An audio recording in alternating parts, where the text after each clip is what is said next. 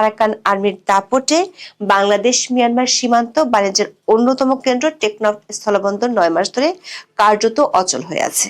তাদের পুঁতে রাখা ল্যান্ডমাইনে বিজিবি আর বেসামরিক নাগরিকদের জন্য ঝুঁকিপূর্ণ হয়ে উঠেছে। প্রতি মাসেই ওপার থেকে ছোড়া গুলি এসে লাগছে বাংলাদেশিদের গায়ে। প্রশ্ন হলো, অন্তর্বর্তী সরকারের জাতীয় নিরাপত্তা উপদেষ্টা খলিলুর রহমান যে আরাকান আর্মিকে ভালোবেসে কোলে তুলেছিলেন, তারা কাঁধ বেয়ে সীমান্তে বাংলাদেশের মাথায় উঠলো কিভাবে? বাংলাদেশের ভেতরে ঢুকে গোলাগুলি করছে মিয়ানমারের সশস্ত্র গোষ্ঠীগুলো। বুক দেখানোর নির্দেশ পাওয়ার পরও বাংলাদেশের সীমান্তরক্ষী বাহিনী শুধু বিবৃতি দিচ্ছে।